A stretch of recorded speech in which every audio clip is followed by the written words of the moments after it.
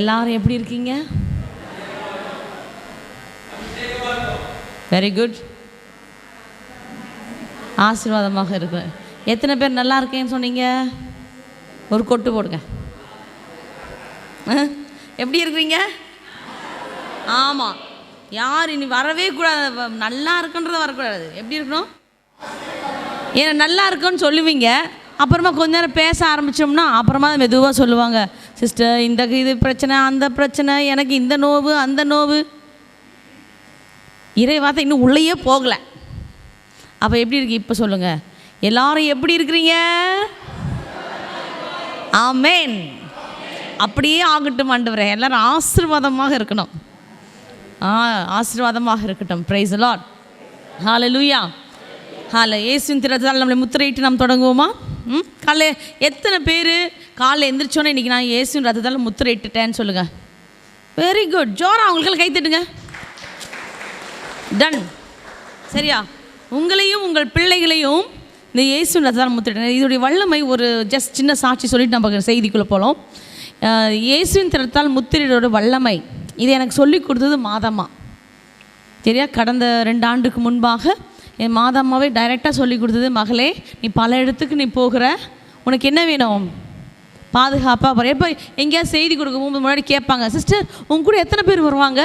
Team members எத்தனை பேர் வருவாங்கன்னு. நான் சொன்னேன், நிறைய பேர் வருவாங்க. செய்தி கொடுக்க என்னையை மட்டும் அவர் நிறுத்திடுவார். ஆனால் யார் இருப்பா? வானத்துதர்களும் புனிதர்களும் தான் என்னை சூழ்ந்து என் கூட வருவாங்க. என் ஆண்டரோட கூட வருவார். அவ்வளோதான். அப்படின்னா அப்போ என்னது? என்ன அர்த்தம்?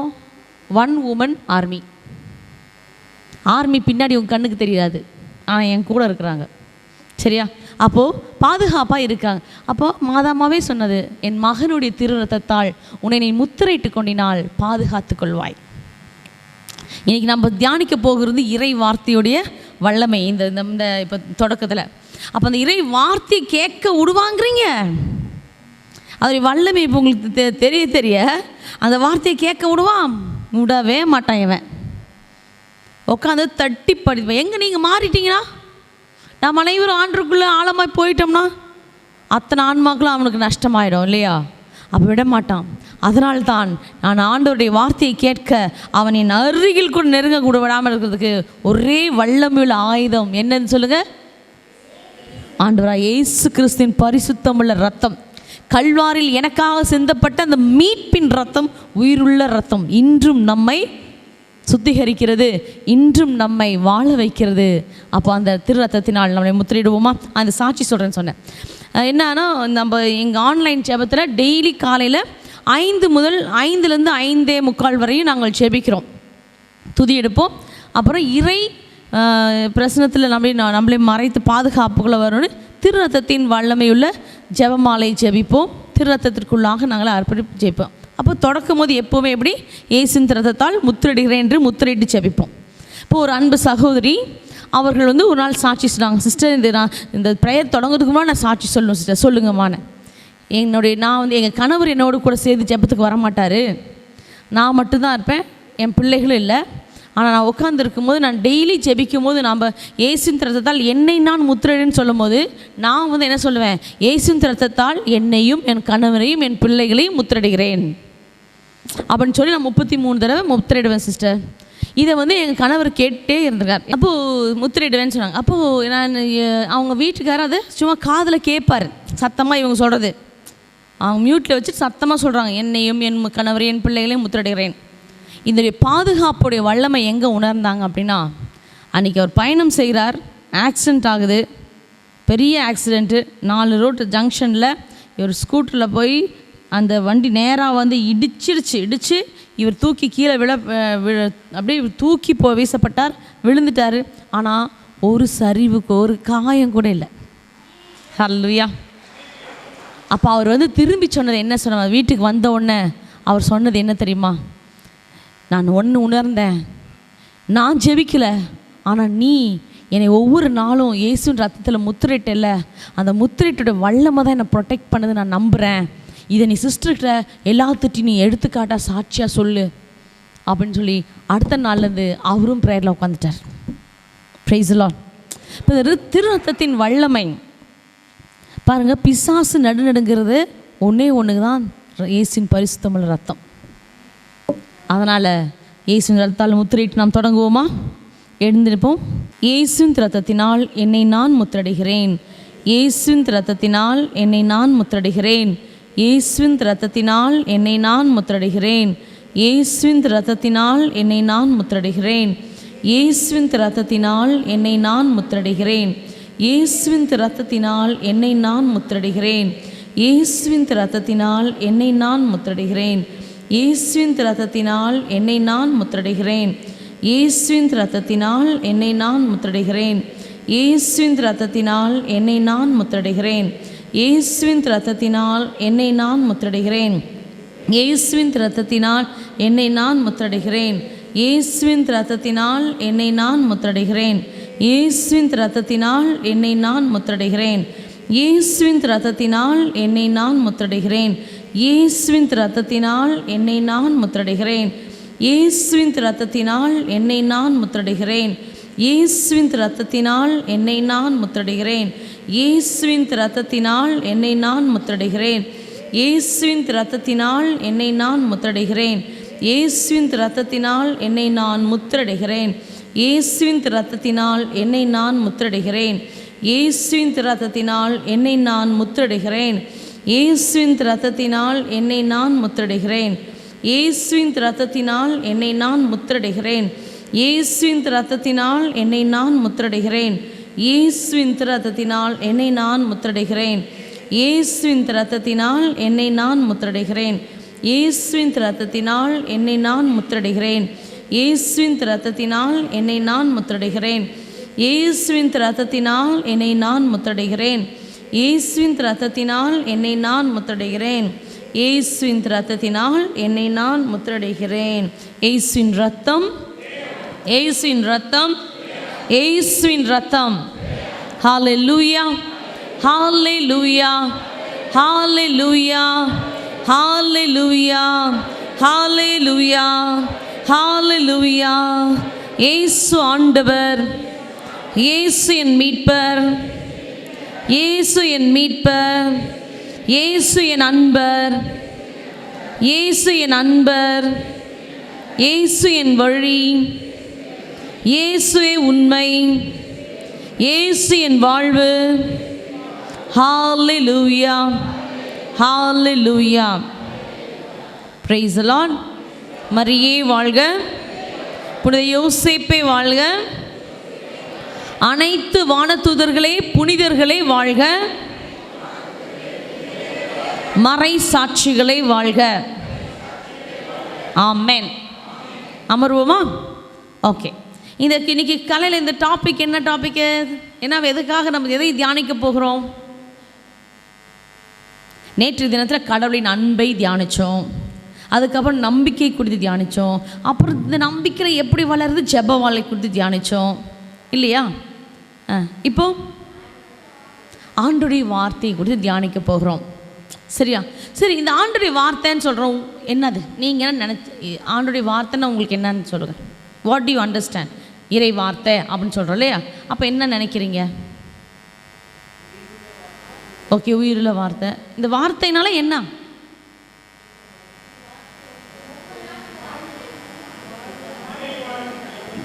ஓகே, நிலைவாழ்வு தருது. ஆனால் இந்த வார்த்தை என்ன?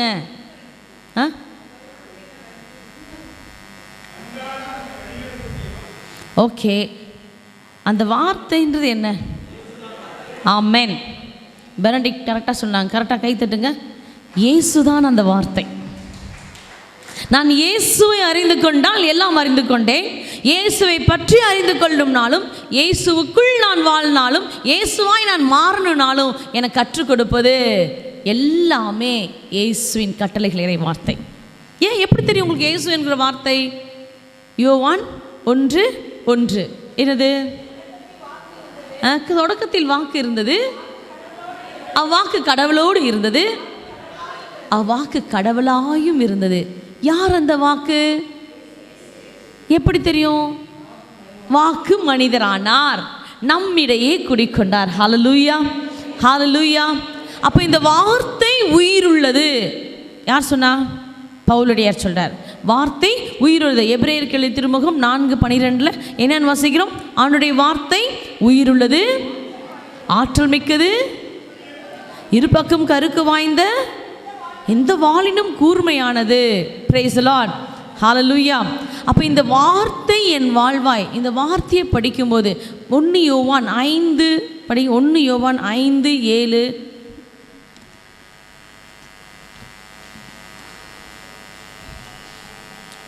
3 கூட படிங்க. 1 யோவான் 5:3. ஏனெனில் அவர் கட்டளைகளை கடைபிடிப்பதில்தான் கடவுள் அன்பு அடங்கியுள்ளது. அவர் கட்டளைகள் நமக்கு சுமையாய் இருப்பதில்லை. ஏனெனில், ஒரு நிமிஷம், ஆண்டவருடைய கட்டளைகளில் கடைபிடிப்பதில் தான் நம்முடைய அன்பு அடங்கி, நம்முடைய அன்பு அடங்கியுள்ளது. நீங்க இயேசு அன்பு செய்கிறேன், அன்பு கடவுளை அன்பு செய்கிறேன், நாம் கடவுள் நம்மை அன்பு செய்து நேற்று தியானித்தோம். இன்னைக்கு கடவுளை நான் அன்பு செய்கிறேன், அவர் அன்பு செய்கிறேன், அன்பு செய்கிறேன் வாயில சொல்லிட்டே இருந்துட்டு அவர் கட்டளைகளை படிக்கலையா, அவர் கட்டளைகளை கடைபிடிக்கலனா நான் என்ன ஆயிடுவேன்னு சொல்லிடுறாரு அடுத்ததுல, நீங்கள் பொய்யராவர்கள். அப்போ ஆண்டுடைய கட்டளைகளை கடைபிடிப்பவர்கள், படிப்பவர்கள் அன்பர்களாக இருக்கிறார்கள். அதனால் இந்த ஆண்டுடைய வார்த்தை நமக்கு சுமையே கிடையாது. ஐயோ, ஒவ்வொரு 10 கட்டில் 2 கட்டிலே தான் அடங்கியிருக்கு, அந்த 2 கட்டிலையும் பாரமாக இருக்குது நமக்கு கடைப்பிடிக்க அப்படின்னு நினைக்கிறோம். ஆனால் ஆண்டவர் சொல்கிறார், இப்போ யோவான் சொல்கிறார், இந்த இறை வார்த்தையை நீ கடைப்பிடிப்பதில் அது உனக்கு சுமையே கிடையாது. இந்த இறை வார்த்தை உங்களுக்கு சுமையே கிடையாது, பாரமே கிடையாது. அப்போ இந்த இறை வார்த்தையை நான் ஏன் படிக்கணும், இறை வார்த்தை ஏன் படிக்கணும், ஏன் தியானிக்கணும், அந்த இறை வார்த்தையை எப்படி பயன்படுத்தணும், சரியா, இறை வார்த்தை எதற்கெல்லாம் ஒப்பிடப்படுகிறது அப்படின்றத நாம் இப்போ தியானிக்க போகிறோம். சரியா? அப்போ இறை வார்த்தை ஃபஸ்ட் நம்ம இதை எடுத்துக்கலாம். ஆண்டவர் இப்போ நல்ல ஃபஸ்ட்டு ஒவ்வொரு முறையும் நான் இறை வார்த்தைன்னு சொல்லும்போது நீங்கள் மனசுக்குள்ளே நினச்சிக்க வேண்டியது என்னது? யார் அந்த இறை வார்த்தை? இயேசு. இயேசு. இப்போ இந்த இயேசு என்ற இறை வார்த்தை எங்கெல்லாம் பதிக்கணும், எங்கெல்லாம் பதிச்சு வைக்கணும் சொல்லுங்க? உள்ளத்தில். யார் சொன்னா உள்ளத்தில்னு? நீங்கள் சொன்னீங்களா? ஆண்டவர் சொன்னார். ஆண்டவர் சொன்னார். எங்கே சொன்னார்? கரெக்டாக சொன்னீங்க. எந்த இதில்? இந்த இறை வார்த்தையை இயேசுவை உள்ளத்தில் பதிய வைக்கணும். இணை சட்டம். வெரி குட்மா. இணை சட்டம் சொல்லுங்கள். கரெக்டாக தான் சொல்கிறீங்க. படிங்க. இணை சட்டம் 6ஆம் அதிகாரத்தில்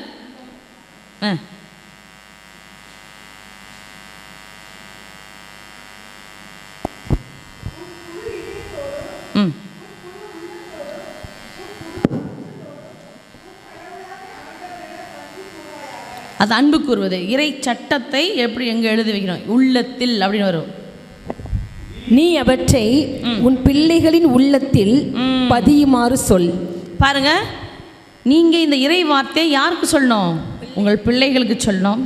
நேற்று சொன்னேன் நான், உங்கள் பிள்ளைகளை எப்படி வளர்த்தணும்? இறை வார்த்தையை ஊட்டி வளர்த்தணும். சரியா? அப்புறம் இன்னைக்கு என்ன சொல்லணும்? உங்கள் உள்ளத்தில், உங்கள் பிள்ளைகளின் உள்ளத்தில் இறை வார்த்தையை பதிய வைக்கணும்.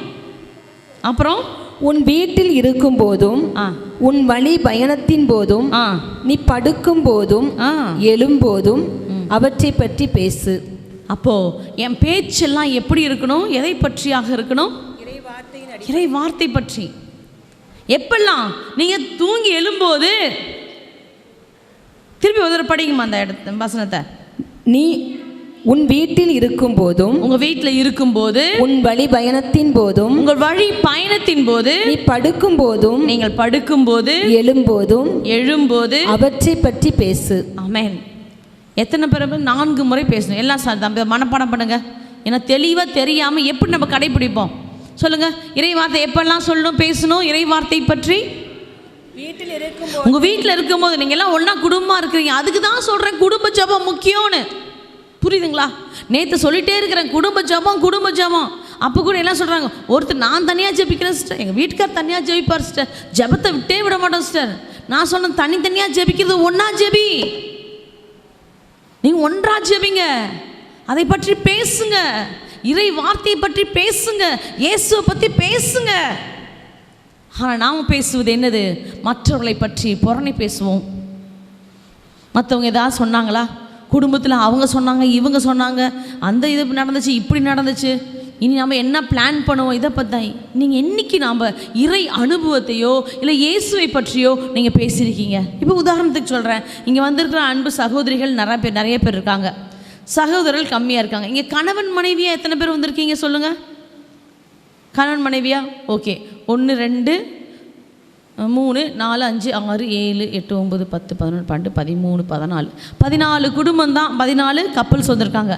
மீதியெல்லாம் நீங்கள் மட்டும் வந்திருக்கீங்க. இப்போ நீங்கள் வீட்டுக்கு திரும்பி போகிறீங்க, போய் இதை பற்றி பேசுவீங்க? உங்கள் வீட்டுக்கார்ட்ட பேசுவீங்களா? சொல்லுவீங்க, ஷேர் பண்ணுவீங்க, இப்படியால் நடந்ததுன்னு. Okay, very good.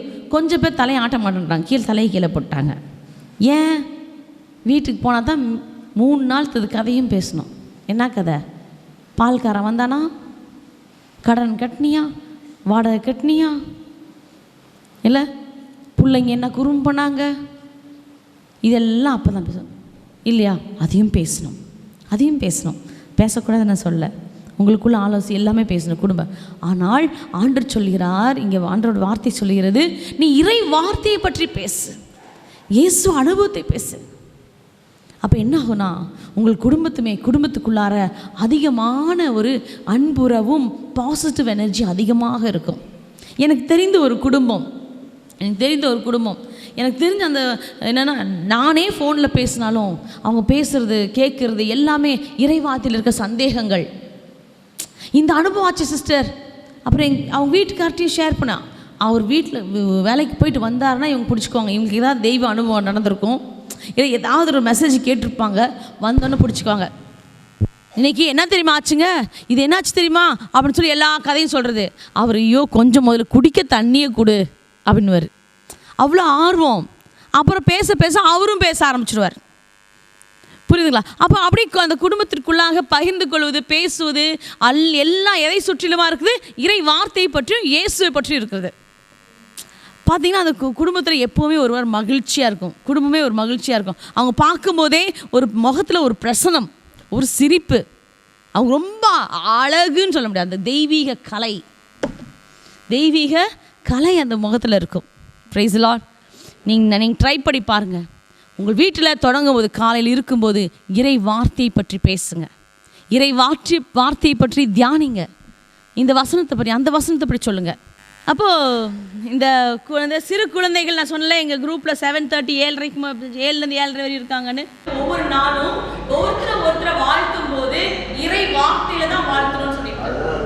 Price the Lord, சரியா? பிரைஸ் தி லார்ட் சொல்றதில்ல, நாங்கள் என்ன செய்வோம்? இறை வார்த்தை மூலம் வாழ்த்துவோம். ஃபார் எக்ஸாம்பிள், உதாரணத்துக்கு இப்போ நான் உங்களை வாழ்த்துறேன். யோபு 22:28 படிங்க. யோபு 22:28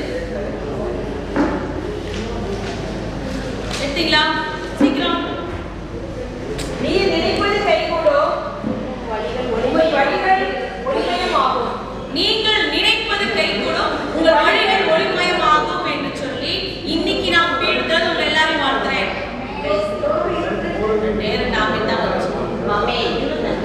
ஆமென், ஆமென். யோபு 22:28 கேட்சா? பின்னாடி இருக்க தம்பிக்கு கேட்சா?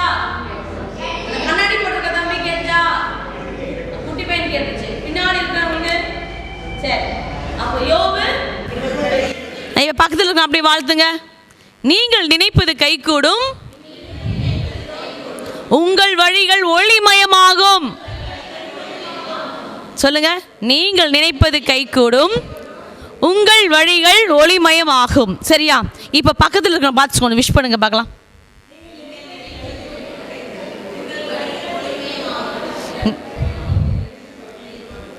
எத்தனை பேருக்கு முடியுமோ அத்தனை பேருக்கு சொல்லுங்க பார்க்கலாம். வாழ்த்தணும் சொல்லுங்க. பெரியவருக்கு சொல்லுங்கம்மா, பின்னாடி அவருக்கு. ஆமென். என்னை யாரும் விஷ் பண்ண மாட்டேறாங்கப்பா. ஆமென், நன்றி. அப்போ நீங்கள் நினைப்பது கைகூடும், உங்கள் வழிகள் ஒளிமயமாகும். சரியா?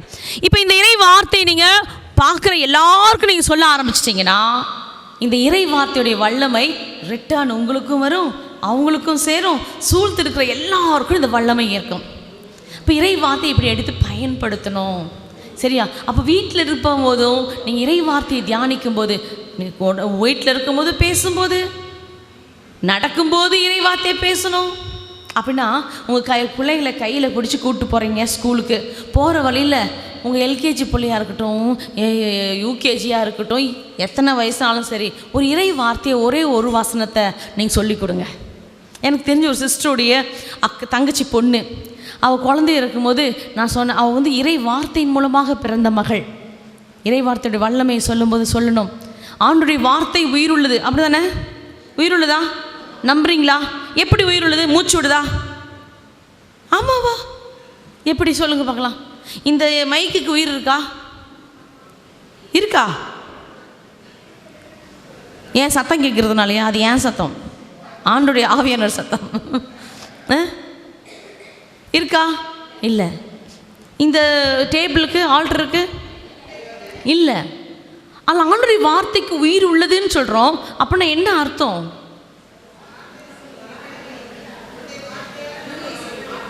அந்த வார்த்தையை படிக்கிறவங்களும் அந்த வார்த்தையை கைக்கொள்ளுறோம் வாழ்வடைவார்கள் அப்படின்னு சொல்கிறாரு வாசகத்தில்.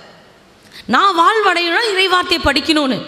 அப்போ அந்த வாழ்வடையணும், வாழ்வு கொடுக்கறதாக இருக்கிற வார்த்தைனா அது எப்படிப்பட்டதாக இருக்கணும் அப்படின்னா, எப்படி நீங்களும் நானும் இன்றைக்கி உயிர் வாழ்கிறத போல் அதுவும் மூச்சு விட்டு உயிர் வாழ்கிறதுனா அதற்கு ஒரு எக்ஸாம்பிள், ஒரு உதாரணம் சொல்லுங்கள் பார்க்கலாம். சரி, டைம் வேஸ்ட் பண்ண வேண்டாம். இந்த இறை வார்த்தை உயிருள்ளதுன்றதுக்கு நானே சாட்சி, நிறைய சாட்சி சொல்லுவேன். 1 இல்லை 2 நிறைய சொல்வேன். ஆண்டுடைய வார்த்தை உயிருள்ளது என்பதற்கு முதல் சாட்சி சொல்கிறேன். இந்த குழந்தை பாக்கியம் இல்லாதவங்களுக்கு ஒரு சகோதரி ஜெபிச்சிட்டு இருந்தோம். அப்போ அந்த அன்பு சகோதரி வந்து அவங்க அம்மா சிஸ்டருக்கு ஃபோன் பண்ணி, இந்த மாதிரி எல்லோரும் என்னை ஒரு மாதிரி பேசுகிறாங்க, உடஞ்சி போய் அழுகிறாங்க. இந்த மாதிரி அழுது எல்லாருமே வேறு மாதிரி பேசுகிறாங்க, எனக்கு ஏன் தான் கல்யாணம் பண்ணணும்னு எனக்கு, நான் வந்துடுறேன், வீட்டுக்கு வந்துடுறேன் அப்படிலாம் புலம்பிட்டு இருந்தாங்க.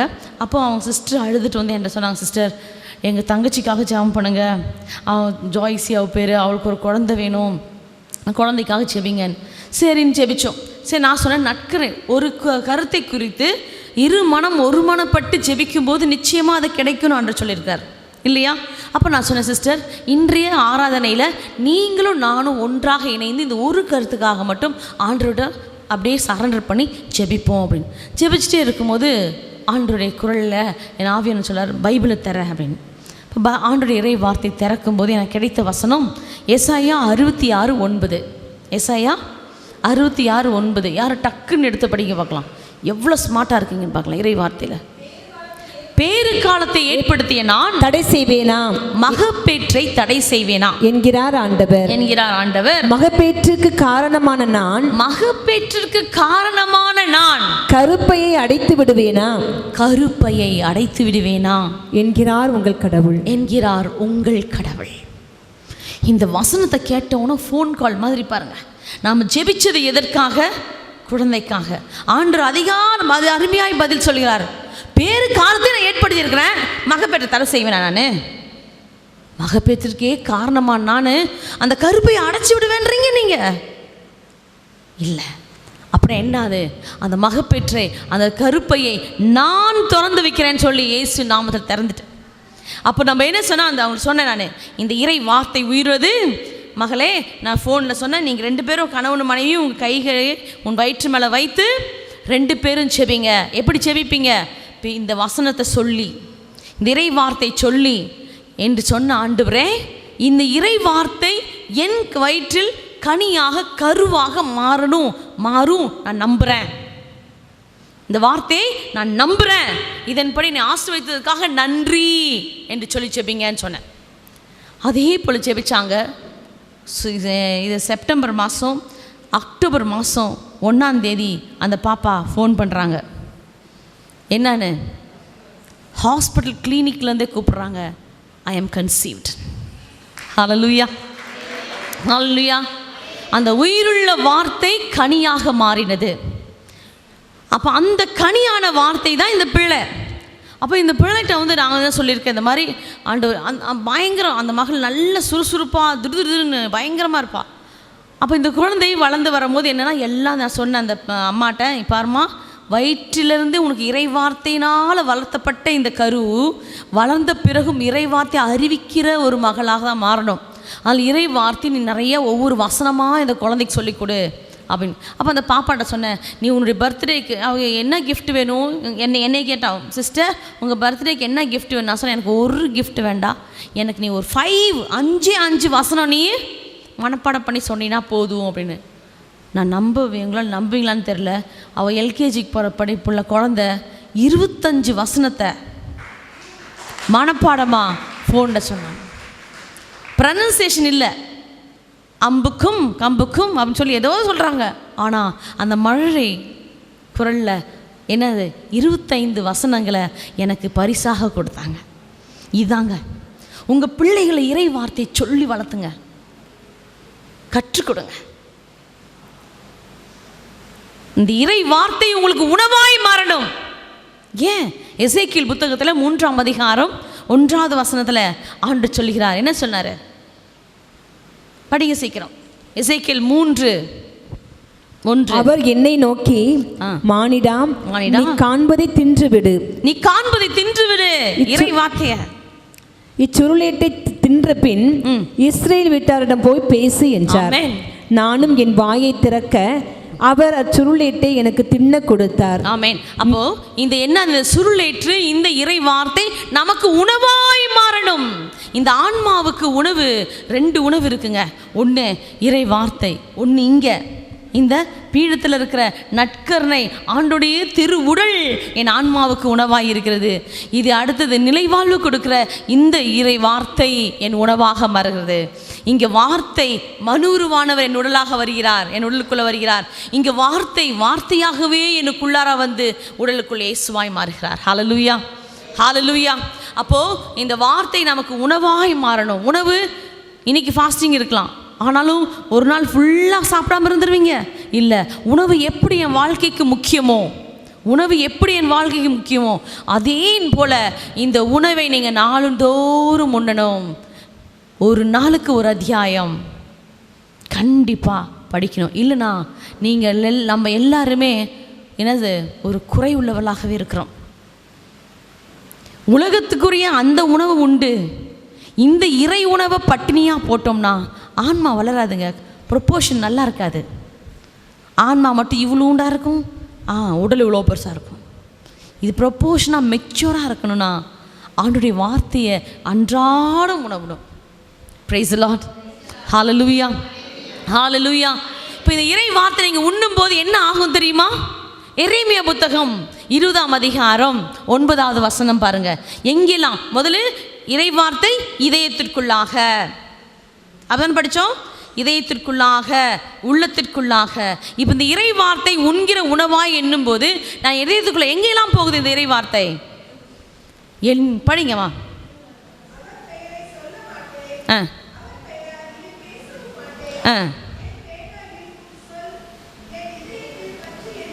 என் இதயத்தில் பற்றி எரியும் தீ போல இருக்கிறது. ஆண்டுடைய வார்த்தை என் இதயத்திற்குள்ளாக பற்றி எரியும் தீ போல இருக்கிறது. இதே அனுபவம் புதிய ஏற்பாட்டில் யாராவது சொன்னாங்களா? புதிய ஏற்பாடு க்ளூ கொடுக்குறேன். Very good. எம்மாவாஸ் லூக்கா நற்செய்தி 24ஆம் அதிகாரத்தில் ஆண்டு அவங்க பேசும்போது எம்மாவாஸ் சீடர்கள் சொல்கிறாங்க, என்ன சொன்னார்? இவர் பேசுவதை கேட்கும் என்னது, என் உள்ளம் பற்றி எறிந்ததல்லவா.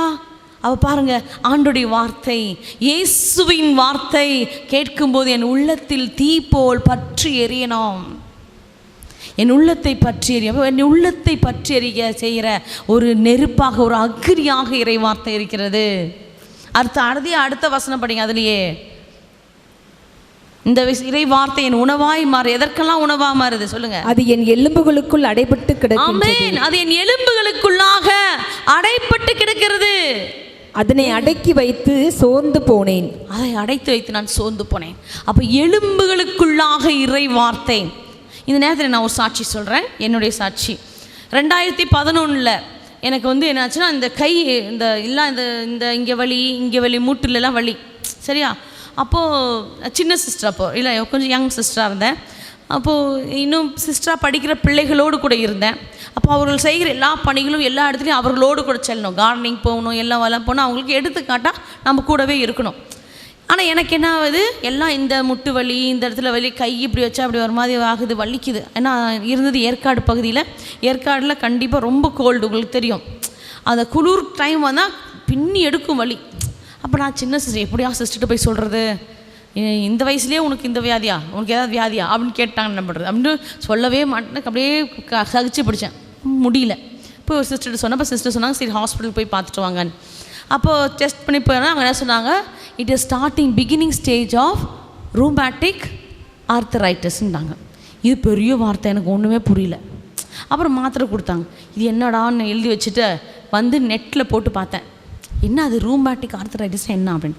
அப்போ பார்த்தா நிறைய படம் போட்டிருக்காங்க. இப்படி இப்படி கை இருக்குது, இப்படி கால் இருக்குது, காலெல்லாம் இப்படி திரும்பிட்டு இருக்குது, அந்த மாதிரி. அப்போ நான் நினச்சேன், எனக்கு இந்த கை தான் வலிக்குது, அப்போ ஒருவேளை என் வலது கை இப்படி மாறிடுமோ பாருங்கள். அப்போ கூட நான் சுகமாகணும்னு யோசிக்கலை. புனிதர்கள்லாம் கஷ்டப்பட்டு ஏதோ துன்பத்தை அனுபவிச்சாங்க, அப்படி தானே புனித வாழ்வைக்கு போனாங்க. ஒரு ஆண்டவர் எனக்கு இதை அனுமதிச்சிருக்கார் போல இருக்குது அப்படின்னு சொல்லிட்டு, சரி நம்ம இந்த கையில் எழுத ஆரம்பிச்சிடலாம். இந்த காலத்தில் எழுதி பழகிட்டு இருந்தேன். வேலை செய்யறதுக்கெல்லாம் இதெல்லாம் மாத்திரையும் எடுத்துகிட்டு இருந்தேன். ஒரு வாரம் தான் இருக்கும். ஒரு வாரத்துக்கு அப்புறம் என்ன ஆச்சு அப்படின்னா, ஒரு தியானம் நடக்கிறது சேலத்தில், அடிவாரத்தில் ஒரு தியானம் நடந்துகிட்ருக்கு எங்கள் டீச்சர்ஸ்க்கு. அப்போ நான் கீழே வந்து என் சிஸ்டர் வந்து ஒரு ஷாப்பிங்காக போன்னு சொன்னாங்க. போனால் அந்த கான்வெண்ட்டில் போய் கொஞ்சம் ரிஃப்ரெஷ் பண்ணிட்டு போகலான்னு போனால் அப்போ சிஸ்டர் சொன்னாங்க, நிர்மலா நீ தான் இறை வார்த்தையில் பைத்தியமாக இருக்கிறியே பாருங்க, இறை வார்த்தையை பற்றி தான் வந்து தியானம் நடக்குது, நீ வேணால் ஒரு 1 hour போயிட்டு அப்புறமா போ ஷாப்பிங்னாங்க. சரி எனக்கு ஒரே ரொம்ப சந்தோஷம். சரி சிஸ்டர் கூப்பிட்டா நான் போனேன். போய் நான் கரெக்டாக உள்ளே நுழையும் போது அந்த பிரதர் அங்கே நடத்திட்டு இருந்த பிரதர் சொல்கிறாரு, இறை வார்த்தை நம்மை சுகப்படுத்தும், நம் நோய்களை சுகப்படுத்தும். இப்போது இங்கே உங்கள் நடுவில் யாராவது ரூமேட்டிக் ஆர்த்தரைட்டிஸ் இருக்கிறவங்க யாராவது இருக்கீங்களா அப்படின்னாங்க. எனக்கு அப்போ தானே என் நோய்க்கு பேர் தெரியும், அதில் பேர் தெரியாது, வலின்னு தான் சொல்லிருந்தேன். அப்போ சொன்ன உடனே டக்குன்னு எந்திரிச்சிட்டேன்.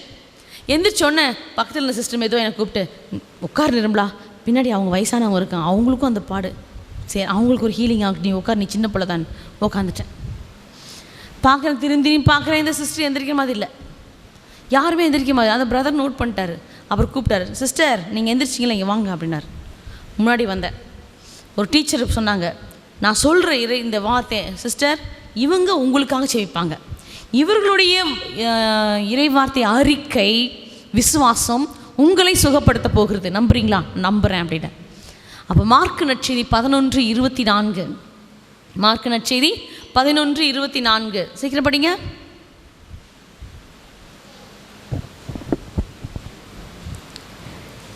ஆகவே உங்களுக்கு சொல்கிறேன், நீங்கள் இறைவனிடம்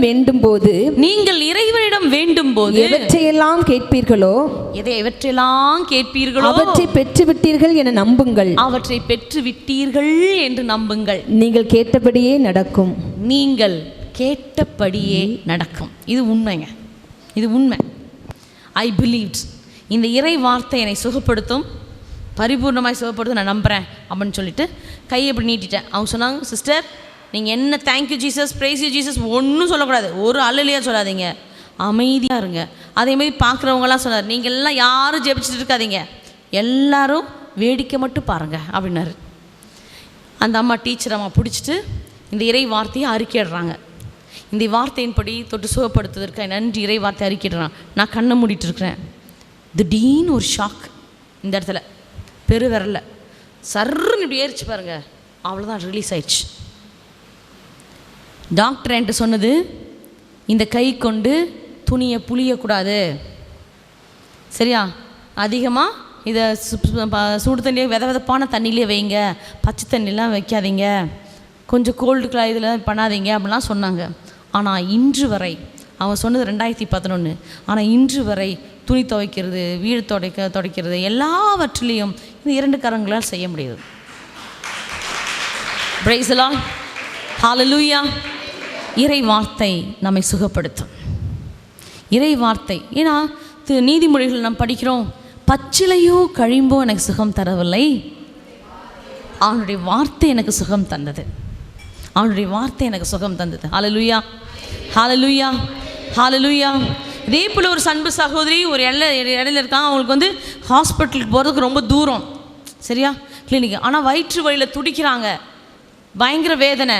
அவங்க சொன்னாங்க, நிர்மலா ஃபோனில் ஒரு ப்ரேயர் பண்ணுறியா? இங்கேருந்து இறை வார்த்தை தான் நம்மள்ட்ட நான் இங்கே மருந்து அனுப்ப முடியும். இறை வார்த்தையை அறிக்கிட்டு சொல்லி, ஆண்டவரே இறை வார்த்தையின் இந்த மகளை தொடுங்கன்னு ஜெபிக்கும் போது இறை வார்த்தையின் ஒவ்வொரு வல்லமையும் எலும்புகளுக்குள்ளாக, தசைகளுக்குள்ளாக, நரம்புகளுக்குள்ளாக, ஒவ்வொரு பகுதிகளுக்குள்ளாக, உள்ளுறுப்புக்குள்ளாக இயேசுவின் இறை வார்த்தையை அனுப்பி ஜெபிக்கும் போது அங்கே ஒரு விடுதலை, பரிபூர்ண சுகம் என்று சொல்லி அடுத்த நாளே ஃபோன் பண்ணி சொல்கிறாங்க. ஹல்லேலூயா.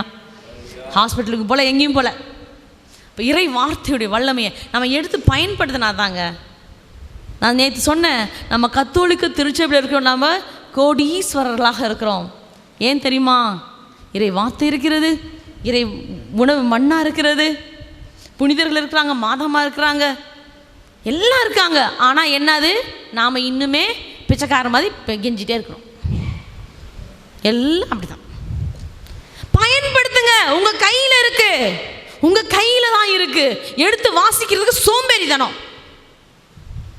எடுத்து படிக்கிறதுக்கு சோம்பேறித்தனம், இறை வார்த்தையை படிக்கிறதுக்கு நேரம் இல்லைன்றீங்க. அடுத்த தடவை திருப்பி ஆண்டவர் இந்த உலகத்தை படைக்கும் போது கேட்கணும், என்னன்னு 24 மணி நேரம் பத்தாதுப்பா, உங்கள் இறை வார்த்தை படிக்கணும், ஜெபிக்கணும்னா இன்னும் 2 மணி நேரம் சேர்த்து கொடுங்க, 26 மணி நேரமா கேட்குறேன். 24 மணி நேரமே பத்தலைண்ணா, 26 மணி நேரம் கொடுத்தாக்கா இன்னும் நீங்கள் வேலை தான் செஞ்சிட்ருப்போம், இன்னும் ஏதாவது பிளான் பண்ணி வேலை தான் செஞ்சிட்ருப்போம் மொழிய. அவருக்கு ஆண்டவருக்காக நேரத்தை நம்ம ஒதுக்கவே மாட்டோம், எனக்கு தெரியும். ஹல்லேலூயா, ஹல்லேலூயா. கரோல் நேற்று போய் பைபிள் படிச்சிங்களா இல்லையா? ஒரு பேர் எனக்கு தெரியும், அதனால் கேட்டேன். பக்கத்தில் குவீனி பைபிள் படிச்சியா இல்லையா? இறை வார்த்தையை படிக்கணும், இறை வார்த்தையை படிக்கணும், படித்தாதான் தியானிக்கணும், படித்தாதான் அவர் அறிந்து கொள்ள முடியும். யாரை? இயேசுவை, இறை வார்த்தை என்கிற இயேசுவை அறிந்து கொள்ள முடியும். புரியுதுங்களா? அப்போது பாருங்கள், எப்போலாம் நம்ம குடும்பத்தில் பேசணும், நடக்கும்போது பேசணும், படுக்கும்போது பேசணும், எழும்போதும் பேசணும் இறை வார்த்தையை. நேற்று தினத்தில் சொன்னது போல தான் திருப்பாடல் 1ஆம் அதிகாரத்தில் நம்ம என்ன சொன்னோம்? அள்ளும் பகலும் படிங்க பேறு பெற்றவர்கள்னு சொன்னோம். அதில் கடைசி வசனத்தை படிங்க, திருப்பாடல் 1:5. பொல்லார் நீதி தீர்ப்பின் போது நிலைநிற்க மாட்டார், பாவிகள் நேர்மையாளரின் மன்றத்தில் இடம்பெறார், நேர்மையாளரின் நெறியை ஆண்டவர் கருத்தில் கொள்வார், பொல்லாரின் வழியோ அழிவை தரும். இல்லை, அந்த இது இறை வார்த்தை ஒரு நிமிஷம் படிங்க. நற்பேறு பெற்றவர் யார்? படிங்க. நற்பேறு பெற்றவர் யார்? அவர் பொல்லாரின் சொல்லின்படி நடவாதவர், பாவிகளின் தீய வழி நில்லாதவர், இகழ்வாரின் குழுவினில் அமராதவர், ஆனால் அவர் ஆண்டவரின் திருச்சட்டத்தில் மகிழ்ச்சி உறுபவர். ஆமென். அவரது சட்டத்தை பற்றி இரவும் பகலும் சிந்திப்பவர். அவர் சட்டத்தை பற்றி இரவும் பகலும் சிந்திப்பவர் யாரு? பேறு பெற்றவர்கள், நட்பேறு பெற்றவர்கள். நாம் அந்த நட்பேறு பெற்ற லிஸ்ட்டில் இருக்கிறோமா? யோசிச்சு பாருங்க. இரவும் பகலும் தியானிப்போம். அப்படி தியானிச்சா யோசுவா 1:8 படிங்க. யோசுவா 1:8. இந்த திருச்சட்ட நூலை உன் முன்னில் நின்று அகற்றாதே, உன் முன்னிலிருந்து அகற்றாத. இரவும் பகலும் இதனை தியானம் செய்து, இரவும் பகலும் இதை தியானம் செய்து, அதில் எழுதியுள்ள அனைத்தையும் கடைபிடிப்பதில் கவனமாயிரு, கடைபிடிப்பதில் கவனமாயிரு. அப்பொழுதுதான் நீ செல்லும் இடமெல்லாம் நலம் பெறுவாய், செல்லும் இடமெல்லாம் நலம் பெறுவாய், வெற்றி காண்பாய், வெற்றியும் காண்பாய். நமக்கு என்ன தெரியுமா? நலம் பெறணும், வெற்றி காணணும், ஆசீர்வாதமாக இருக்கணும். ஆனால் படிக்க மாட்டோம். அதுக்கெல்லாம் நேரம் இருக்கா சிஸ்டர்? உங்களுக்கு என்ன அப்படின்வீங்க அன்பு சகோதரிகளே. ஆனால் நான் உண்மையாக பாராட்டுறேன், இல்லத்தில் இருக்கிற பொதுநிலையினர் நீங்கள் உங்கள் குடும்பத்தில் இவ்வளோ இத்தனை பேர் இருந்து வேலை இருக்குது, என்னென்னமோ இருக்குது, உங்களுக்கு எல்லோரும் நிறைய பொறுப்பு அதிகம்.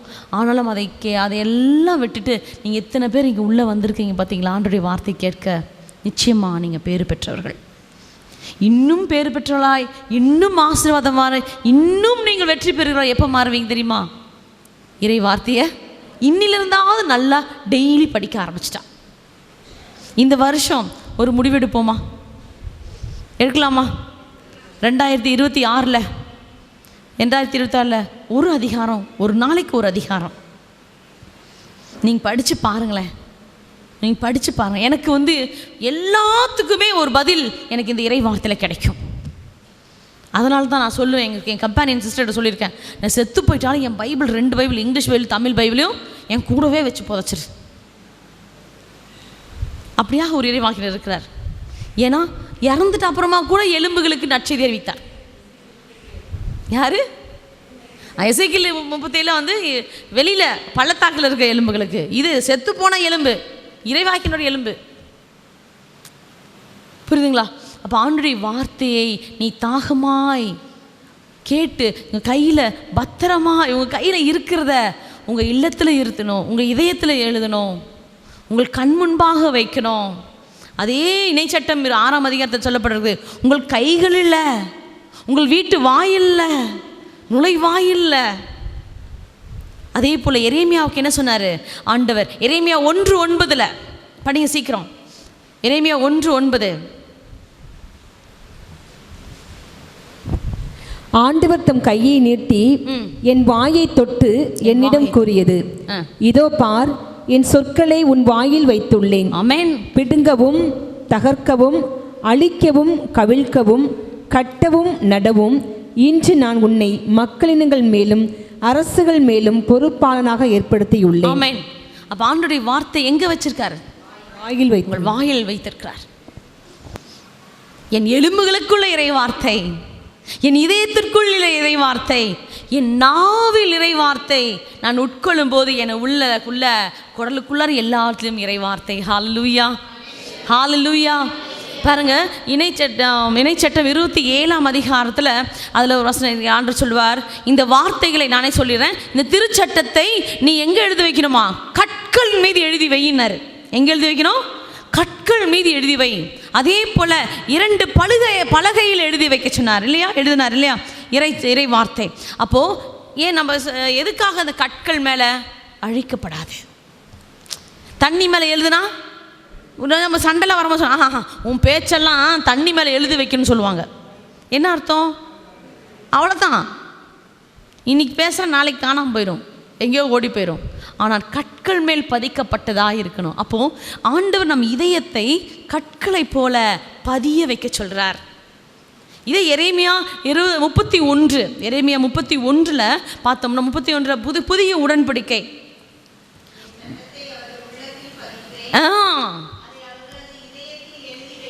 ஆமென். என் சட்டத்தை அவர் உள்ளத்தில் பதிப்பேன், அதை அவர் இல்லத்தில் எழுதி வைப்பேன், நான் அவர்களின் கடவுளாய் இருப்பேன், அவர்கள் என் மக்களாய் இருப்பார்கள் என்கிறார் ஆண்டவர். தொடர்ந்து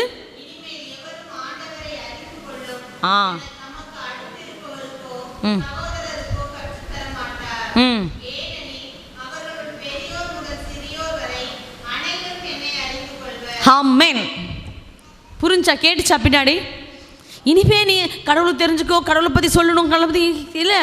ஏன்னா இந்த சட்டம் எழுதப்பட்டுள்ளது என் உள்ளத்திலும் என் இதயத்திற்குள்ள எழுதப்பட்டதுனால இனிமேல் எங்கே நானே ஆண்டவர் தாமே அறிந்து கொள்ளும்படியே செய்வார். யார்? சிறியோர் முதல் பெரியோர் வரை. தயவுசெய்து வீட்டில் போய் திருப்பி படிங்க. ஏன்னா ஷார்ட்டாக இருக்க டைம்னால் சீக்கிரம் முடிக்கிறேன். அதனால் இந்த வசனத்தை கண்டிப்பாக போய் படிக்கணும். சரியா? எரேமியா 33 33 34 வரைக்கும் படிங்க. சரி, அந்த உடன்படிக்கை புதிய உடன்படிக்கையில் வருகிறது. அதே போல் இந்த இறை வார்த்தை வாலிப பிள்ளைகளை என்ன செய்யும் அப்படின்னு பார்த்தீங்கன்னா, திருப்பாடல் 119:9 திருப்பாடல் 119:9 வாலிப பிள்ளைகளை மட்டும் இல்லை, நம்மளையும் தான்.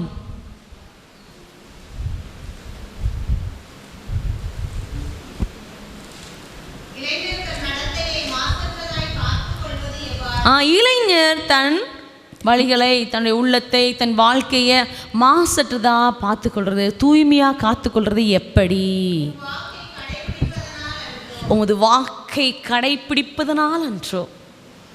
நமக்கு இது தெரியாமல் எப்படி கடைப்பிடிக்கிறது? அப்போ படிக்கணும். புரியுதுங்களா? இந்த குழந்தை வயசில் நீங்கள் இறைவார்த்தை சொல்லி கொடுத்தீங்கன்னா தான் அந்த வாலிப வயசில் வரும்போது அவங்களுக்கு ஒரு தாகம் இருக்கும், படிக்கணுன்ற ஒரு கடமை இருக்கும், உணர்ந்து படிப்பாங்க. நீங்கள் சின்னதாக சொல்லி கொடுக்கலன்னா வாலிப வயசில் வந்து பைபிள் படிட்டு தம்பி, தம்பி பைபிள் படிடான்னா படிப்பான்? படிக்க மாட்டான். உங்களுக்கு தான் பொழப்பில்லாமா, நீ படிமான்ட்டு போயிடுவான். அப்போ இந்த இறை வார்த்தையுடைய தாகத்தை, அன்பு சகோதர சகோதரிகளே, எனக்கு கத்தோலிக்க திருச்சபையில் நம்ம மக்கள் இன்னும் படிக்க மாட்டேன்றீங்களே. என்னதான் இப்போ வந்து ரொம்ப ஷார்ட்டில் இந்த கோனார் ஏடுன்னு வச்சு நம்ம படிக்கும்போது எக்ஸாம் எழுதும் போது இருக்கும் தெரியுமா? இல்லை, அதில் படிச்சுட்டு போயிடுவோம் எக்ஸாமுக்கு. என்ன கோனார் தானே? அந்த மாதிரி இப்போது டெய்லி திருப்பலிக்குரிய ஒரு பைபிள் ரீடிங் புக்கு வந்துருச்சு, வாசகம். அதை படித்து முடித்தா பைபிளே முடித்த மாதிரி நினப்பு. கண்டிப்பாக படித்தது அதில் வந்து நீங்கள் வருடம் முழுதும் படிச்சிங்கன்னா அந்த பைபிள் படிக்கிறதுக்கு சம்மந்தான், நான் இல்லைன்னு சொல்ல. ஆனால் இன்னும் அறிந்து தெரிந்து அங்கங்கே படிக்கிறதுக்கு தொடர்ந்து இந்த பைபிளில் படிங்க. எதுக்குங்க இந்த பைபிள்? இது ஒரு லைப்ரரி மாதிரி. இந்த லைப்ரரியில் எத்தனை புக்கு இருக்குது? ஒன்லி 73. சரியா? 73 புக்கு தான் இருக்குது. சரியா? இந்த 73 புக்கில் ஒவ்வொரு புக்கா நாம் தீர்மானிச்சா படித்தோம்னா இன்னும் ஆழமாக ஆண்டவரை அறிந்து கொள்ளலாம். இந்த ஒரு வசனம் இன்றைக்கி நான் படிக்கிறேன், நாளைக்கு இதே வசனம் வேறு மாதிரி எனக்கு விளக்கத்தை ஆண்டவர் கொடுக்குறார். ஆவியானவர் பேசிட்டே இருக்குது. இது உண்மையாகவே இது ஆழ் கடல் தான். கடலுக்குள்ளே போய் முத்து எடுக்கிற மாதிரி தான் இது. ஒவ்வொரு வார்த்தையும் முத்து, ஒவ்வொரு முறையும் வித்தியாசமாக தான் இருக்குது. என்னோடய அனுபவத்திலும் வித்தியாசமாக இருக்குது. ஒவ்வொரு எங்கெங்கெல்லாம் அந்த ஒரே இறை வார்த்தையை பல இடத்துல நம்ம பயன்படுத்தும் போது பல இடத்துல பலவிதமாய் பலன் கொடுக்கிறது. ஹல்லேலூயா, ஹல்லேலூயா. இந்த இறை வார்த்தை படிக்கிறீங்கள, படித்ததோடு நிறுத்தக்கூடாது.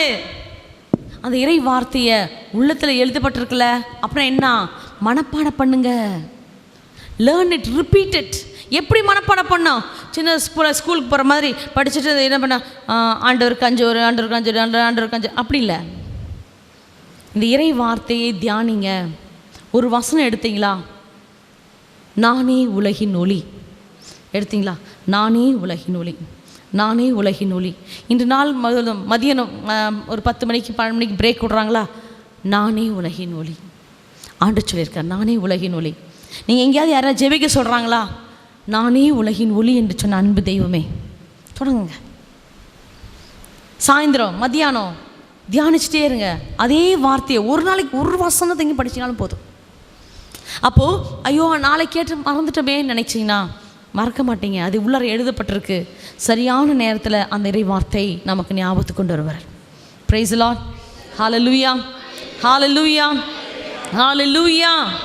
பிதாவே உமக்கு நன்றி, இயேசுவே உமக்கு நன்றி, தூய ஆவியானவரே உமக்கு நன்றி.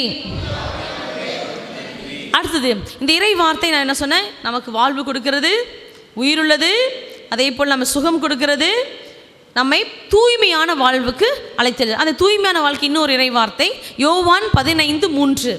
யோவான் 15:23 மூன்றாவது வசனம். நான் சொன்ன வார்த்தைகளால், நாம் கேட்ட வார்த்தைகளால் நீங்கள் ஏற்கனவே தூய்மையாய் இருக்கிறீர்கள். நீங்கள் ஏற்கனவே தூய்மையாய் இருக்கிறீர்கள். ஹல்லேலூயா. பாங்க, இயேசுவின் ரத்தம் நம்மை தூய்மையாக்கும், சகல பாவங்களை நம்ம மன்னிக்கும். ஆண்டுடைய திருவுடல் நம்மை தூய்மையாக்கும். அடுத்தது ஆண்டுடைய உயிருள்ள வார்த்தை நம்மை தூய்மையாக்கும். இயேசு சொல்கிறார், நீங்கள் கேட்ட வார்த்தையின்படி ஏற்கனவே நீங்கள் தூய்மையாக்கப்பட்டிருக்கிறீங்க. Praise the Lord, praise the Lord. அப்போது ஒருத்தர் ஜெபிக்கும் போது இறை வார்த்தை சொல்லி ஜெபிங்க, இறை வார்த்தையை பயன்படுத்தி ஜெபிங்க. தயவு செய்து இதை பயன்படுத்துங்க. இது நம்ம வச்சு எல்லா ரேஷன் கார்டு, ஆதார் கார்டு, எல்லா முக்கியமான ரெசிப்ட்டு இதெல்லாம் உள்ளே வைக்கிறதுக்கான இது ஃபைல் கிடையாது. இங்கே தான் என் குடிக்கார பையன் இங்கே வச்சா மட்டும்தான் பணம் எடுக்க மாட்டான். என்னத்தான் இருந்தாலும் சிஸ்டர் அவனுக்கு கொஞ்சம் தெய்வ பயம் இருக்குது. அப்படியா? ஆமாம் சிஸ்டர். அரிசி பெட்டிலையோ காப்பி பெட்டிலையோ எது எல்லாம் எந்த சின்ன சின்ன டப்பாங்கள்லாம் காசு போட்டால் பையன் எடுத்துருவான். ஆனால் பைபிளில் வச்சானா எடுக்கவே மாட்டான். எதுக்கு? குடிக்கிறதுக்கு. டீ காப்பி இல்லை, குவாட்டர். அதுக்காக இதை பயன்படுத்தாதீங்க. ஆனால் இதை எடுத்து பயன்படுத்தி ஜெபிக்க. உன் மகனை இறை வார்த்தை, இந்த இறை வார்த்தை என்ற வாளை எடுத்து வீசி வீசி ஜெபிங்க. இறை வார்த்தை வாள் இரு பக்கம் கருக்கு வாய்ந்த எந்த வாளினும் கூர்மையானது. இறை வார்த்தை அறிக்கையிட்டு நாம் செபிக்கும் போது எதிரியானவன் வீழ்த்தப்படுவான். ஆண்டவர் இயேசு நமக்கு கற்றுக் கொடுத்தார், காண்பித்தும் கொடுத்தார். சோதிக்கப்பட்டார் பாலை நிலத்தில், இல்லையா? சோதிக்கப்பட்டார். எப்படி செபிச்சார்? இதோ அழகாக வந்து சாத்தான் சொல்கிறான், இயேசுவையே இந்த உங்களுக்கு பசியாக இருக்குதா, 40 நாள் சாப்பிட்லையாப்பா, இந்த கல் எடுத்து, நீங்கள் தானே பாரு பயங்கர பவர்ஃபுல், நீங்கள் இறை மகனாச்சே, இந்த கல்லை வந்து அப்பவா இதை மாற்றி நீங்கள் சாப்பிட்லாமே அப்படின்னு சொல்லி யார் ஐடியா கொடுக்குறா? சாத்தான் ஐடியா கொடுக்குறான். ஆண்டவர் ஒரே வார்த்தை சொன்னார், மனிதன் அப்பத்தினால் மட்டுமல்ல கடவுளின் வாய் நின்று வருகிற ஒவ்வொரு சொல்லினாலும். அப்புறம் என்ன அது? திருப்பி சொல்கிறேன், அந்த வார்த்தை அதுதான் உயிருள்ள உணவு. இந்த வார்த்தை தான் உயிருள்ள உணவு. உங்கள் பட்டினியாக இருக்கீங்களா? இறை வார்த்தையை உண்ணுங்க, உட்காந்து பைபிள் படிங்க. ஃபாஸ்டிங் ஃபாஸ்டிங் ஃபாஸ்டிங் சொல்கிறீங்களே, ஃபாஸ்டிங் டைமில் என்ன செய்கிறீங்க? நம்ம ஜெபிக்கிறோமா? இறை வார்த்தையை படிக்கிறோமா? காலியாக இருக்க இந்த வயிறு குடலுக்குள்ளார இறை வார்த்தையை அனுப்புங்க, உணவாய் மாறட்டும். பலர் என்ன தன்மை செய்வாங்க? அன்பு சகோதரர்கள் எப்படின்னு தெரில, ஆனால் சகோதரிகள் காலையிலேருந்து வேலை செய்வாங்க. ஏற்கனவே சொல்லியிருக்கிறேன், ஆனால் திருப்பி சொல்கிறேன். ஒரு வீட்டுக்கு நான் போகிறேன், அவங்க ஹவுஸ் விசிட்டிங் காலைல போனோம். அந்த தலையெல்லாம் சீவலை, அப்படியே பல்லு கூட விளக்கலை. மணி 11-11:30 ஆச்சு.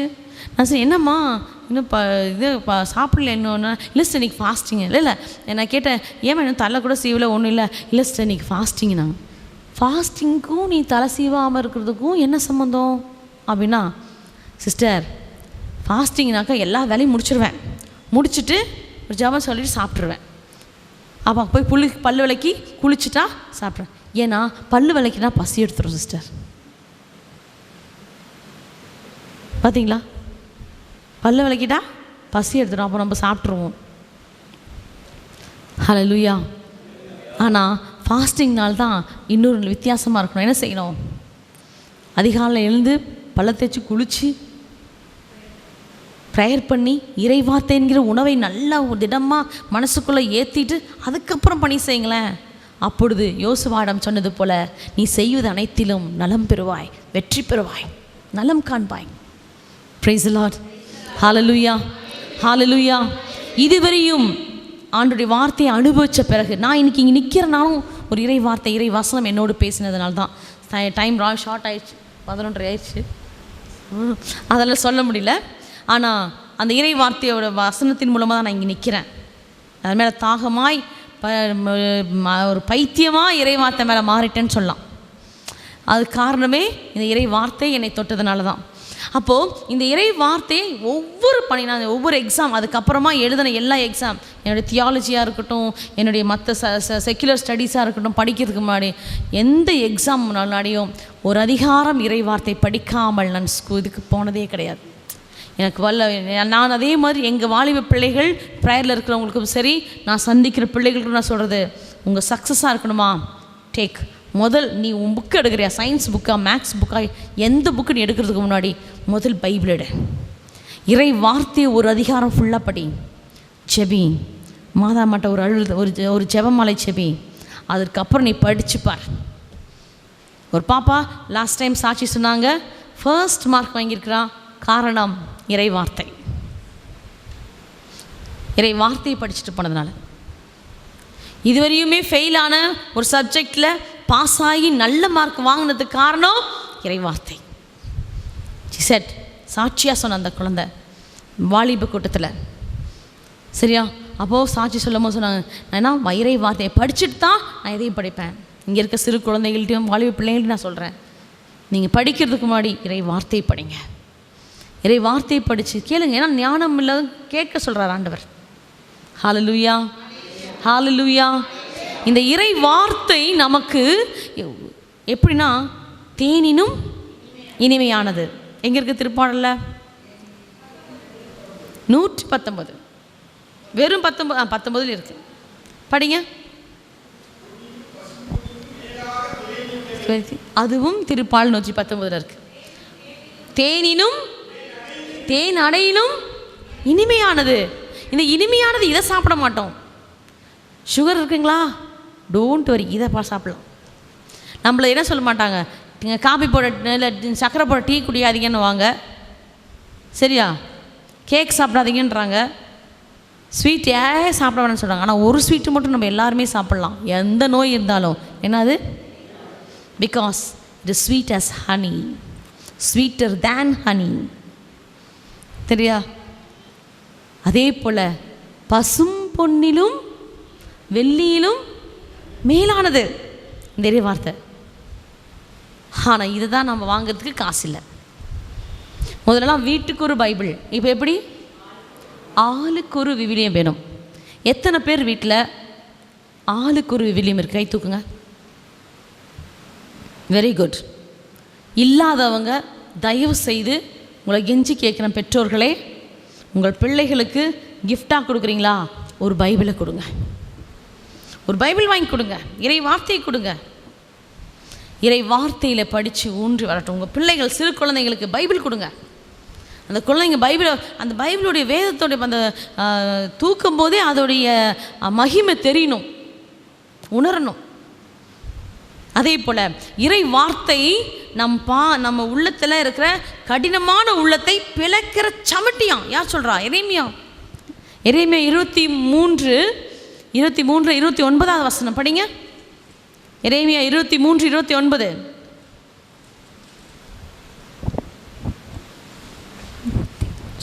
என் சொல் தீயை போன்றது அல்லவா, தீயை போன்றது அல்லவா, பாறையை நொறுக்கும் சம்மட்டியை போன்றது அல்லவா என்கிறார் ஆண்டவர். பாறையை பிளக்குகிற சம்மட்டியை போன்றது. ஹல்லேலூயா, ஹல்லேலூயா. இறை வார்த்தையை நீங்கள் அறிக்கையிட்டால், அறிக்கையிட்டு செப்பீங்க. ஒரு இது பார்த்தோம், அதில் ஒரு சகோதரியுடைய கணவன் திசை மாறி போயிட்டார். வீட்டில் ஃபஸ்ட்டு தொடக்க காலத்தில் ஒரே சண்டை தான். திசை மாறினா வழி மாறியே போயிட்டார். வேறு திருமணமான பெண்ணோட தொடர்போடு போயிட்டார்னு வச்சுக்கோங்க, தெளிவாக சொல்லணும். அப்போ இந்த அம்மா வீட்டுக்கு வந்தால் முதல்ல ஒரே சண்டை தான். நான் இதை பார்த்தேன், ஃபோனை நோண்டுறது, அப்படியே பின்னாடியே போய் இது பண்ணுறது, ஃபாலோ பண்ணுறது, இதே மாதிரி இருந்தாங்க. நிம்மதி இன்னும் அதிகமாக போச்சு, இன்னும் உடைந்து போய் சிதைஞ்சு போனாங்க. அந்த குடும்பம் டைவர்ஸில் நிற்கிற அளவுக்கு வந்தது. ஆனால் மாதா சொன்னது, டிவோர்ஸ் கடவுள் விரும்பாத ஒரு காரியம். நல்ல ஞாபகம் வச்சுக்கோங்க. திருமணம் ஒரு திருவருட்சாதனம். பலர் சாட்சியாக திருமணமானது எக்காரணத்து கொண்டும் நீங்கள் பிரிந்து போகுவதற்காக அல்ல. உங்கள் வாழ்க்கையை சும்மா மாற்றிட்டே இருக்க முடியாது. நேற்று அழகாக ஃபாதர் திருப்பள்ளியில் கூட சொன்னார். என்ன சொன்னார்? எதற்காக அந்த டிவோர்ஸ் வாங்கக்கூடாதுக்கு என்ன சொன்னார்? ஒரு அருமையான ஒன்று வார்த்தை சொன்னார். பலவீனமானது பலன் உள்ளது சப்போர்ட் பண்ணும் சொன்னாங்களா சபை உரையாளரில்? சரியா? அதுதான் ஆண்டு திருமணமானது சொர்க்கத்தில் பரலோகத்தில் நிச்சயிக்கப்படுகிறதுன்றது உண்மைதான். சரியா? ஆண்டவர் தான் உங்களை பார்த்து நான் சொல்கிறேன், உங்கள் கணவரை விட ஒரு சிறந்த கணவர் உங்களுக்கு ஃபிட்டே ஆகாதுங்க. உங்கள் மனைவி விட இன்னொரு மனைவி இருப்பாங்கன்னா ஃபிட்டே ஆகாது. நீங்கள் ஃப்ரெண்டாக வேணால் வச்சுக்கலாம், ஆனால் இல்லை, ஆண்டவர் தேர்ந்தெடுத்த மனைவியும் கணவரும் நீங்கள். சரியா? அது பிரிந்து போகவோ பிரித்து வைக்கவோ நாம் செய்யவே கூடாது. அப்போ இந்த கப்புள்ஸ் இப்படி ஆயிட்டாங்க, பிரிந்து போகிற நிலைமையில் இருந்தாங்க. அப்போது ஆண்டவர் அவங்க செபிக்கும் போது ஆண்டோட இறை வார்த்தை வந்தது. என்னென்னா, stand firm, resist the devil. இறை வார்த்தையின் மூலமாக இந்த இறை வார்த்தையை சொல்லி செபி. என்னது? உறுதியாய் நில்லு, சாத்தானை எதிர்த்து நில்லு, எதிர்த்து போராடு, ஸ்டாண்ட் ஃபர்ம். அவ்வளோதான். இந்த வார்த்தை அவங்களுக்கு ஜெபிக்கும்போது அந்த வசனம் வந்தது. யாக்கோபு ஜேம்ஸ் எழுதின திருமுகத்தில் இருக்குது. அப்போது அந்த வார்த்தையை சொல்லி நான் சொன்னேன், இந்த வார்த்தையை சொல்லி அறிக்கைட்டு செப்பிங்கன்னு. டெய்லி அறிக்கைட்டாங்க. ஒரு மாதம் கண்ணீரோடு கூட அழுது அழுது அழுது அப்படி ஜெபிச்சாங்க. போய் அந்த வீட்டில் சொன்னாங்க. நான் சொன்னேன், இறை வார்த்தையை சொல்லி எப்படி ஆண்டவராக இயேசு சாத்தானை அப்புறப்படுத்தினார், போ அப்பாலே சாத்தானே என்று சொல்லி இறை வார்த்தையின் மூலமாக ஜெயிச்சாரோ அதே இறை வார்த்தையை நீ அறிக்கையிட்டு செவி பாரு அப்படி சொன்னால் அந்த இறை வார்த்தை சொல்லி ஒவ்வொரு வீட்டு முறையிலும் போய் திசைன்னு திருப்பி சொல்லுவாங்க, இந்த வசனத்தின்படி எங்கள் இருவரையுமே ஒன்றாக இணைத்திருக்க கடவுள் எந்த மனிதராலும் எந்த சக்தியாலும் பிரிக்க முடியாது. சாத்தானே நீ நுழைஞ்சிருக்கிறியா, நீ அப்பாலே போ என்று சொல்லி ஜெபிச்சாங்க. டெய்லி ஒவ்வொரு முறையும் யார் எல்லாம் பிள்ளைங்களாம் வீட்டுக்கு ஸ்கூலுக்கு போயிட்டு அப்புறம் உட்காந்து ஜெபிக்கிறது. என்ன தெரியுமா, ஒரு மாதத்திற்குள்ளாக ஒரு வல்லமை அந்த மகனுக்குள்ளாக செயல்பட்டது. அந்த இறை வார்த்தை அந்த மகனை தாக்கிட்டு எங்கேயாவது அந்த பிள்ளையை பார்க்கணும், எங்கேயாவது போகணும்னு நினைக்கும் போது அப்படியே என்ன ஆகும், ஏதாவது ஒரு தடை வந்துடுமா. அவனால் அதுக்கப்புறம் போக முடியல. இறை வார்த்தையால் கட்டிச்சுவிங்க அதாச்சு. அப்புறம் சரண்டர், ஒரே மாதத்து ஜெபத்தில் சரண்டர் ஆயிட்டார். சரண்டர் ஆகி சொன்னார், என்னை மன்னிச்சிடு, இனிமேல் என்னை திட்டாத, தயவுசெய்து என்னை திட்டாத, நான் மாறிட்டேன். இதெல்லாம் உலகமெல்லாம் பொய் என்பதை, உலகத்தின் சிற்றின்பங்கள் எல்லாம் பொய் நான் உணர்ந்துட்டேன் அப்படின்னு சொல்லி அவர் சாட்சியாய் நின்றார். அன்பு சகோதர சகோதரிகளே, உங்கள் பிள்ளைகளுக்காக நீங்கள் ஜெபிக்கும் போதும் சரி, உங்கள் கணவருக்காக நீங்கள் ஜெபிக்கும் போதும் சரி, எல்லாம் யாருக்கு ஜெபிச்சாலும் இறை வார்த்தையை அனுப்பி ஜெபிங்க. ஏசாயா புத்தகம் 55:10 என்ன சொல்கிறாங்க? ஏசாயா 55:10. ஆமென், படிங்க. ஏசாயா 55:10. மழையும் பனியும் வானத்திலிருந்து பொழிவது போல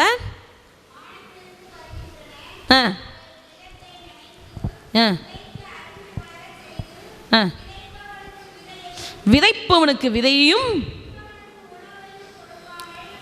உணர்ந்தவருக்கு உணவையும் கொடுக்காமல் அது திரும்புவதில்லை. அதே போலதான் இறை வார்த்தை, உயிருள்ள இறை வார்த்தை எடுத்து பயன்படுத்துங்க. பயன்படுத்தினா தான் தெரியும் அதோடைய மகிமை. நான் இன்னும் நிறைய சாட்சிகள் சொல்லலாம், உயிருள்ள சாட்சிகள் நிறைய சொல்லலாம். ஆனால் அது என்னுடைய சாட்சி, என்னுடைய அனுபவம். என்னுடைய ஆசை என்ன தெரியுமா? இதை கேட்கிற அனைவரும் அந்த இறை வார்த்தையின் வல்லமையை அனுபவிக்கணும். நீங்கள் சுவைக்கணும், அந்த தேனின் சுவையை நீங்கள் சுவைக்கணும். அது பசும்பொருள் மேலானது மதிப்புள்ளது என்பதை நீங்கள் அனுபவிக்கணும். ஹல்லேலூயா, ஹல்லேலூயா, ஹல்லேலூயா. நன்றி இயேசுவே, போற்றி இயேசுவே, வாழ்க இயேசுவே, மகிமை இயேசுவே. இந்த இறை வார்த்தை எதற்கு இன்னும் ஒப்பிடுவார்கள்? விதை விதைக்க சென்றார்கள். அந்த விதை எங்கே விழுந்துச்சு? ஃபஸ்ட்டு எங்கே விழுந்துச்சு? வழியோரமாக விழுந்தது, பாறை நிலத்தில் விழுந்தது, முட்பது செடிகள் நடுவில் விழுந்தது, நல்ல நிலத்தில் விழுந்தது. அன்பு சகோதர சகோதரிகளே, நீங்கள் எந்த நிலைமையில் இருக்கிறீங்க? பாறையா? ஒரு சிலர் முற்று செடிகள் நடுவில் இருந்த மாதிரி உடனே டக்கு இப்போ கேட்டோன்னே மனசுக்குள்ளே நான் இனிமேல் இறை வார்த்தை படிச்சிடும்பா முடிவு பண்ணியிருப்பாங்க. அங்கே போவாங்க, கொஞ்சம் கால் வலி, இன்றைக்கி ஒரு நாள் படிக்காமல் இருக்கலாம், போச்சு ஃபஸ்ட்டு டெக். இன்னும் கொஞ்ச நாள், அடுத்த நாள் போவாங்க, நிறைய துணி இருக்குது துவைக்கிறதுக்கு, சரி துணி துவைச்சிட்டு காயும் போது நம்ம படிச்சுக்கலாம். இப்படியே போகும். ஒரு நாள் 2 நாள் ஆகும்.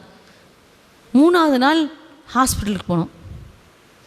4ஆவது நாள் பிள்ளைய ஸ்கூல்லேருந்து கூப்பிட்டு வரணும். 5ஆவது நாள் பைபிள் எங்கேயோ இருக்குது, நம்ம எங்கேயோ இருக்கிறோம்.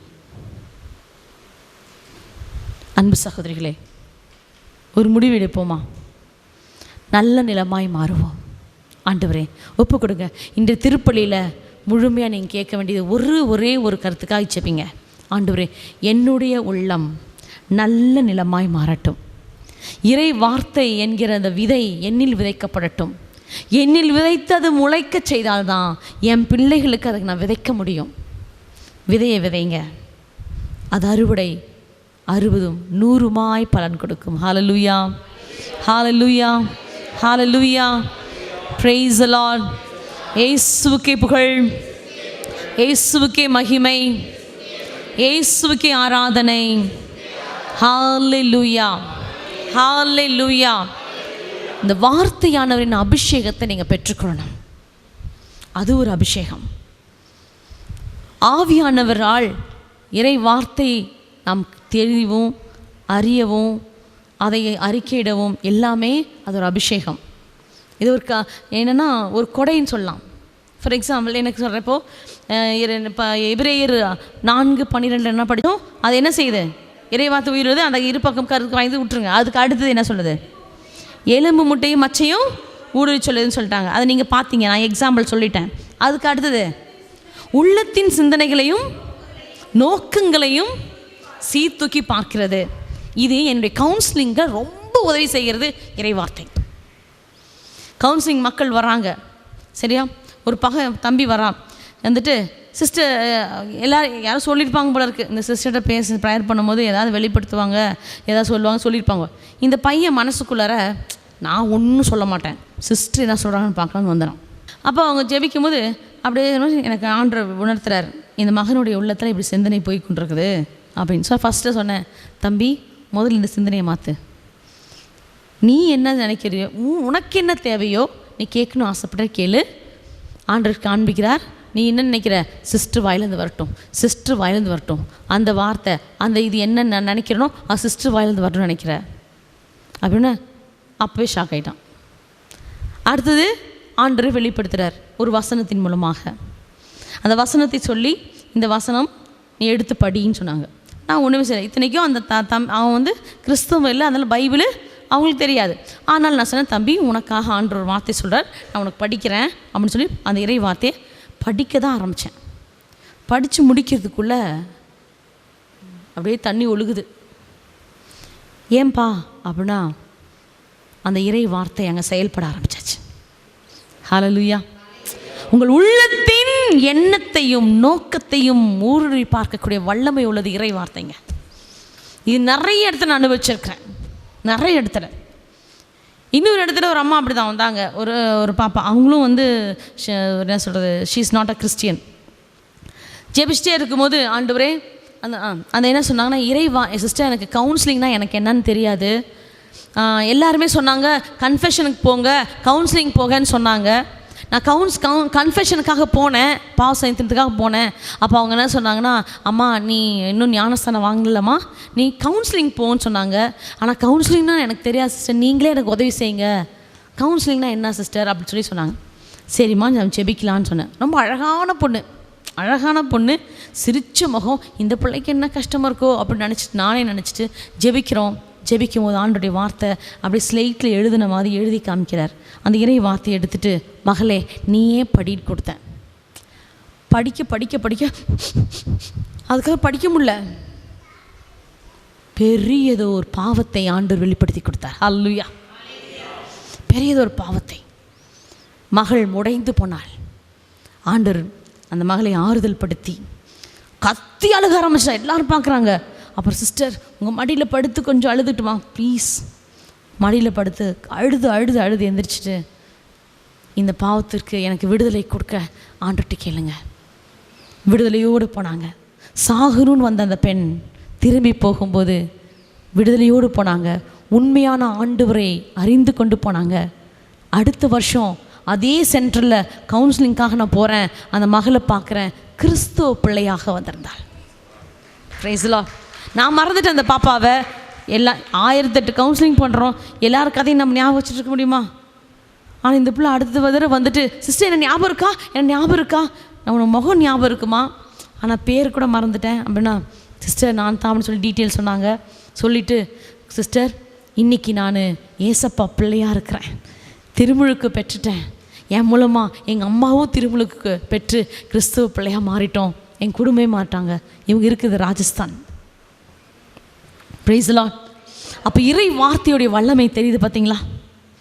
சொல்லுங்கள், உங்களை குணமாக்கும். நான் இப்போ சொன்ன அனுபவத்தின்னு சொல்லுங்கள். வாழ்வு தரும், உயிருள்ள வாழ்வு தரும், குணமாக்கும், பாவிகளை மனம் திரும்பச் செய்யும், நம்மை தூய்மையாக்கும். அடுத்தது என் உள்ளத்தின் சிந்தனைகளையும் நோக்கங்களையும் சீர்தூக்கி பார்க்க செய்யும். எனக்கு ஆறுதலாக இருக்கிறது இறைவார்த்தை. எத்தனை பேர் சொல்லுங்கள், இந்த வார்த்தை எனக்கு ரொம்ப ஆறுதலாக இருந்துச்சு. ஒவ்வொரு முறை மனம் முடிந்து போகும்போது திறக்கும்போது உங்களுக்கு ஒரு வசனத்தை ஆண்டு கொடுக்கும்போது ஆறுதலாக இருந்தேன்னு சொல்லியிருக்கீங்களா? நல்வழிப்படுத்தும் இந்த இறை வார்த்தையை நாம் கையில் எடுப்போம், வாழ்வில் உணவாய் மாற்றுவோம், டெய்லி சுவைப்போம், அனுதினம் அவள் பாதையில் செல்வோம், வெற்றி அடைவோம். ஹல்லேலூயா. நான் சொன்ன ஒரு வார்த்தை கொண்டு திருப்பி வாழ்த்தி முடிப்போம். சொல்லுங்கள், என்ன வார்த்தை சொன்னேன்? அதுக்குள்ளே மறந்துக்கிட்டீங்களே கண்ணுங்களா? யோபு 22:28.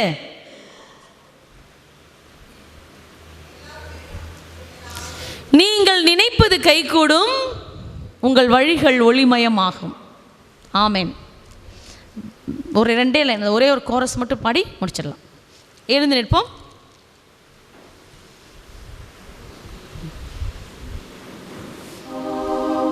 எல்லாருக்கும் தெரிந்த பாடு. எல்லாருமே நீங்கள் பாட வேண்டாம். தெரிஞ்ச பாட்டு பாடணுன்னு தோணும், பாட வேண்டாம். சரியா? நான் பாடுறோம், நீங்கள் செபிங்க. ஆண்டவரே, இந்த இறை வார்த்தையினால் ஒரு எனக்கு அபிஷேகம் வேணும் அப்படின்னு சொல்லி செபிங்க. அவ்வளோதான். தாகத்தோடு கேளுங்க, தாகத்தோடு கேளுங்க. ஆண்டவர் இப்பொழுது அந்த இறை வார்த்தையை உங்கள் உள்ளத்தில் பதியும்படியாய் செய்ய போகிறார். ஹல்லேலூயா, ஹல்லேலூயா, ஹல்லேலூயா.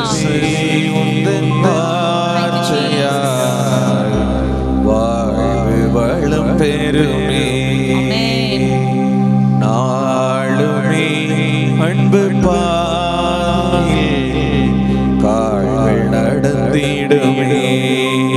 கேளுங்க, இயேசுவே உம்முடைய இறை வார்த்தையால் நிரப்புங்க ஆண்டவரே. இயேசுவே உம்முடைய இறை வார்த்தையின் அபிஷேகத்தால் நிரப்புங்க ஆண்டவரே. தியானத்திலிருந்து திரும்பி செல்லும் போது இறை வார்த்தையின் மகனாக நான் மாறணும், வாழும் விவிலியமாய் நான் மாறணும். இறை வார்த்தையால் நிரப்புங்க ஆண்டவரே. ஆமென், ஆமென், ஆமென். தேவனே, உந்தன் பார்வையால் என் உள்ளம் மலர்ந்திடுமே. இயேசுவே என் தேவனே, உன் வார்த்தை ஒளிந்திடுமே. இயேசுவின் வார்த்தையால் நான் உங்களை வாழ்த்துகிறேன். தந்தை, மகன், தூய ஆவியானவரின் பெயராலே ஆமென், ஆமென், ஆமென்.